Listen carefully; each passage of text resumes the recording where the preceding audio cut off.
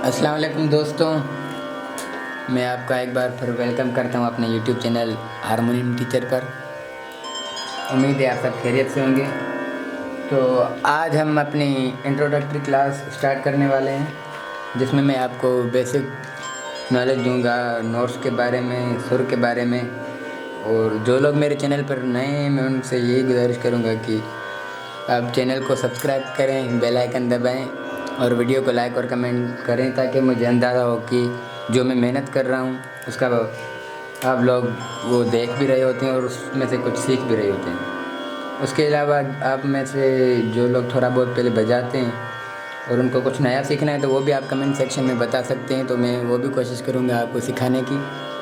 तो चलें, अभी बिना टाइम ज़ाया किए अपना सेशन स्टार्ट करते हैं। तो दोस्तों देखिए, ये है हारमोनियम। आपके पास जो भी सीखने का शौक़ है, तो जाहिर सी बात है आपने हारमोनियम ख़रीदा होगा। तो ये है हारमोनियम की कीज़, ठीक है, और ये है हारमोनियम के बेलोज। इसको खींचने से हवा आती है, फिर यहाँ से कोई नोट दबाने से उसमें से साउंड निकलता है इस तरीके से।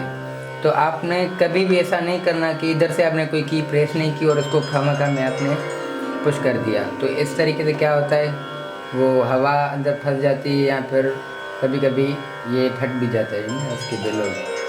तो आपने इन चीज़ों का ख्याल रखना है।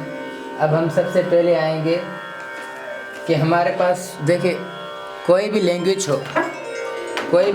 हो, वो अपने अल्फ़ाबेट्स पर उसका जो भी हिसाब किताब होता है उसी पर होता है। देखें, जैसे अगर इंग्लिश है तो वो ए से लेकर जेड तक, उसमें जो भी अल्फ़ाबेट्स हैं, इंग्लिश का कोई भी वर्ड हो, कोई सेंटेंस हो, कोई ऐसे हो, कुछ भी हो, उन लेटर्स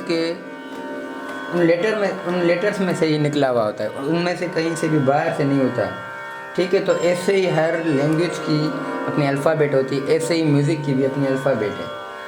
वो कौन सी है, आप सब ने यकीनन सुनी होगी, सा रे गा मा पा धा नी सा। तो देखें, दुनिया की जो भी पूरी कायनात की मौसीकी है वो इन ही सुरों में है, सा से लेकर सा तक। जो भी ये सुर हैं, पूरी दुनिया की मौसीकी इन्हीं में ही है।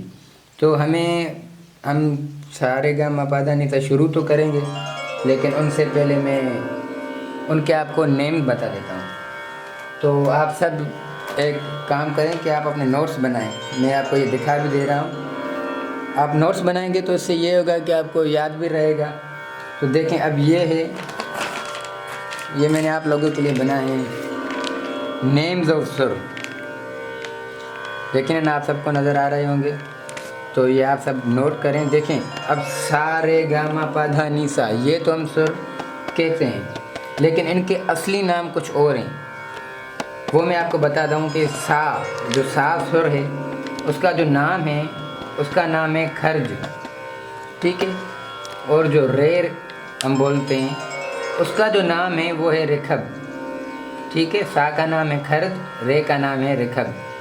ऐसे ही गा का नाम है गंधार, माँ का नाम है मध्यम, और पा का नाम है पंचम, धा का नाम है धेवत, और नी का नाम है निखात। ये इसमें लिखे भी हुए हैं। अगर किसी को समझ में नहीं आया तो आप वीडियो को रिवाइंड करके दोबारा से सुन सकते हैं, ठीक है। मैं एक बार फिर से रिपीट कर देता हूँ। सा का नाम है खर्ज, रे का नाम है रिखब, गा का नाम है गंधार, माँ का नाम है मध्यम, पा का नाम है पंचम, धा का नाम है धेवत, नी का नाम है निखात, ठीक है। तो दोस्तों, अभी ये तो हो गए सुरों के नाम, आपने यकीनन ये नोट भी कर लिए होंगे। अब हम आते हैं कि मौसीकी में टोटल सुर हैं कितने। बज़ाहिर देखिए, ये 7 सुर होते हैं, सा रे गा मा पा धा नी, लेकिन ये अंदरूनी तरीके से 7 नहीं होते। ये होते हैं टोटल सुर 12। अब मैं वो आपको बताऊंगा कि वो कैसे 12 होते हैं। ये थोड़ी सी समझने की बात है, बहुत ईजी है अगर आप समझ गए। क्योंकि देखें, ये थ्योरी है, अगर जब तक आप इसको ध्यान में नहीं रखेंगे तो मैं आपको दूसरा लेसन दूंगा तो आप में उस तरीके से नहीं आप समझ पाएंगे, ठीक है। इसीलिए मैं ये कर रहा हूँ। अब देखें, सा और पा, ये दोनों सिर्फ अकेले सुर हैं। इनको हम बोलते हैं म्यूज़िक की लैंग्वेज में कायम सुर। बाकी जो रे गा मा धा नी, ये जो 5 सुर हैं, ये सब पेयर में कैसे हर सुर 2-2 हैं। जैसे कि सा अकेला और 2 रिखब है हमारे पास म्यूज़िक में। कौन से रिखब? पहला जो रिखब आता है उसको बोलते हैं कोमल रिखब, और जो दूसरा रिखब आता है उसको हम बोलते हैं तीवर रिखब। इसमें कुछ इख्तिलाफात भी होते हैं, कोई बोलते हैं शुद्ध होते हैं सुर, कोई बोलते हैं तीवर होते हैं, लेकिन जिस तरीके से मुझे सिखाया गया है तो मैं कोशिश करूँगा आपको भी वही सिखाऊँ। तो इसमें इतना कोई इशू नहीं है, बस वो हर किसी का अपना पैटर्न होता है सिखाने का। मैं ये नहीं बोलता कि कौन सही कौन गलत, बस जो है आप इसको देख लें। तो ये भी मैंने इसके भी नोट्स बनाए ना, तो आप ये देख लें, ये लिखे हुए हैं। देयर आर टोटल 12 सुर इन म्यूज़िक। सा, उसके बाद हमारे पास आते हैं 2 रेखब, मतलब 2 रे। एक जो पहला रे होता है वो होता है हमारा कोमल, और जो उसके बाद वाला रेखब आता है वो होता है तीवर रेखब। ठीक है, इसी तरीके से रेखब के बाद आएगा गंधार। गंधार का भी जो पहला गंधार है वो हमारा कोमल है, दूसरा तीवर। मध्यम भी पहला कोमल है, दूसरा तीवर। और पा, जैसे मैंने आपको शुरू में बताया कि सा और पा टाइम सुर है, मतलब इनका कोई पेयर नहीं है, अकेले होते हैं। तो पा फिर से अकेला है। धा भी हमारे पास दो हैं, एक कोमल धा, दूसरा तीवर धा। उसके बाद हमारे पास निखात भी 2 हैं, एक कोमल निखात, दूसरा तीवर निखात। अब आप इन सबको काउंट करेंगे तो ये 12 हो जाएंगे। 1 2 3 4 5 6 7 8 9 10 11 12। ठीक है, ये सब आप देख भी लें और इसको नोट भी कर लें, जिस तरीके से मैंने लिखा है आप इसको लिख भी लें। अब आती है इन कीज़ की बारी। ये आपको कीज़ नज़र आ रही होंगी, तो इन देखें, बज़ाहिर ये सा रे गा मा पा धा नी सा एक साउंड्स की पिचेज़ हैं। ठीक है, तो उनको आइडेंटिफाई करने के लिए उनको नेम्स दिए गए कि भाई ये सा है, इसका असली नाम खर्द है, ये रे, इसका असली नाम रखा है। ठीक है, तो ये जो कीज़ हैं, इन कीज़ के भी नाम रखे हुए हैं ऑलरेडी। ठीक है, उनके नाम कौन से मैं आपको वो भी बता देता हूँ। ऐसा आप समझें कि हमारा हारमोनियम जो है वो शुरू ही यहाँ से होता है यहाँ तक। ये जो हिस्सा है टोटल, ये हमारा हारमोनियम है, और जो ये दूसरे अलावा इसके सुर हैं ये सेम ही हैं, बस इनकी पिचेस डिफरेंट होती है। मैं आपको ये भी बता दूंगा आगे कि ये है क्या। तो जो हमारा पहला सुर है उसका नाम है सी। ठीक है, उसके बाद आता है सी शार्प। ठीक है, उसके बाद कौन सी की है, ये है डी। उसके बाद क्या आती है, ये डी शार्प।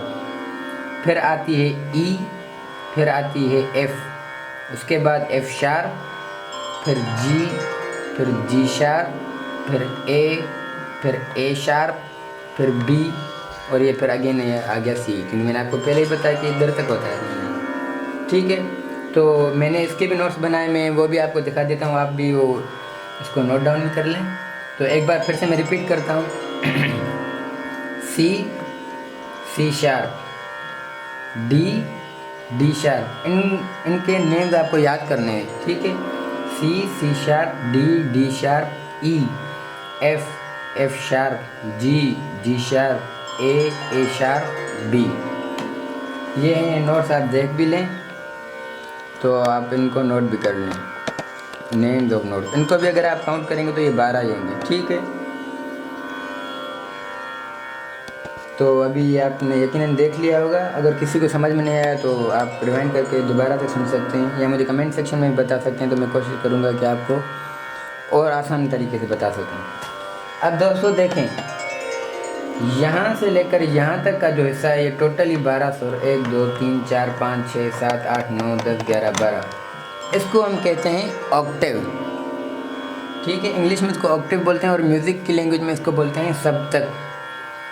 सप्तक जो होता है वो पूरे 12 सुरों का होता है। ठीक है, ये हमारे पास हारमोनियम में टोटल 3 सप्तक होते हैं, 1 2 3।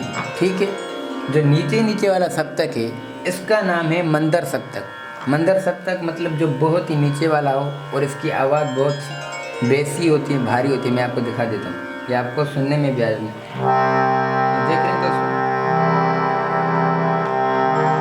कितना भारी आवाज़ है।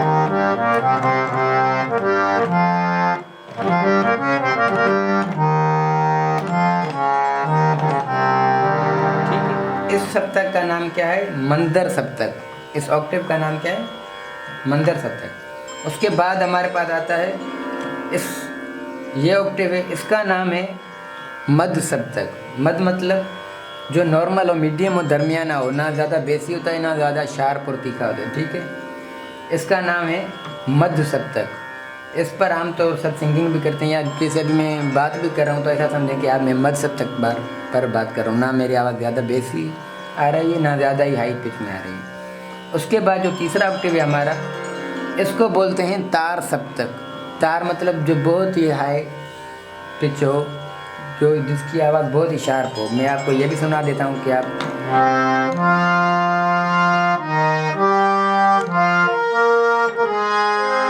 देखें कितनी पतली सी और शार्प सी आवाज़ है। और ये मध्य सप्तक की नॉर्मल देखें कितनी सुनने में अच्छी लग रही है। तो दोस्तों अभी आप ये सब जान गए होंगे कि ये सप्तक हैं, ऑक्टेव हैं और इनके नेम्स क्या हैं। और मैंने आपको सुरों के नेम भी बता दिए। सा का नाम खरजे, रे का रेखा, बे गा का गंधार है। और सुर 12 कैसे होते हैं, कोमल और तीव्र। देखें ये आपने याद रखना है कि जो सा के बाद जो भी पहला सुर आएगा वो होगा कोमल ऋखभ, ठीक है। क्योंकि सा के बाद रे आता है, लेकिन दोनों रे में से भी जो पहले आएगा वो कोमल होगा, और दोनों गंधार में से जो पहले आएगा वो कोमल आएगा। तो मैं आपको एक बार दिखा भी देता हूँ कि फॉर सपोज ये हमारे सा है, ठीक है। उसके बाद ये की आती है ना हमारे पास, इसको हम प्रेस करेंगे तो ये क्या हुआ? कोमल ऋखभ। ये क्या हुआ? तीव्र ऋखभ। ये क्या हुआ? कोमल गंधार। ये तीव्र गंधार। ये कोमल मध्यम, ये तीव्र मध्यम। और पा मैंने बताया कि अकेला होता है, कायम सुर होता है, उसका कोई पैर नहीं होता। ये कोमल धेवत, तीव्र धेवत, कोमल निखात, तीव्र निखात, उसके बाद फिर से सा, ठीक है। तो दोस्तों उम्मीद करता हूँ आप सब ये समझ गए होंगे। और अगर आपको किसी को भी कोई सी भी कन्फ्यूजन हो तो आप मुझे कमेंट सेक्शन में बता सकते हैं, ताकि मैं कोशिश कर सकूं आपकी वो कन्फ्यूजन दूर करने की। तो ये आज इंट्रोडक्टरी क्लास थी। मैंने कहा कि ये लाजमी चीज़ें हैं, क्योंकि आपको थोड़ी बहुत थ्योरी का भी पता होना चाहिए, और उसको आपने नोट डाउन भी यकीनन कर लिया होगा। तो बस आपने अभी इनका ये नेम याद करने हैं, जो मैंने इनका सी कीज़ के नेम बताए, C sharp, D sharp, E F sharp, ये भी याद करने। और उसके अलावा सा से लेकर सा तक ये कोमल तीव्र कैसे होते हैं आपने ये भी याद करने। तो इंशाल्लाह जो हमारी अब नेक्स्ट क्लास होगी, जो हमारी असली वाली पहली क्लास होगी प्रैक्टिकली, उसमें मैं आपको बजाना भी सिखाऊंगा। और तब तक के लिए अपना ख्याल रखिएगा, दुआ में याद रखिएगा। बस आपसे यही गुजारिश रहेगी कि मेरे चैनल को सब्सक्राइब करें, वीडियो को लाइक और कमेंट ज़रूर करें, ताकि मुझे पता चले कि क्या आपको समझ में आ रहा है, क्या समझ में नहीं आ रहा। तब तक के लिए आप सब अपना बहुत सारा ध्यान रखिएगा। अल्लाह हाफ़िज़।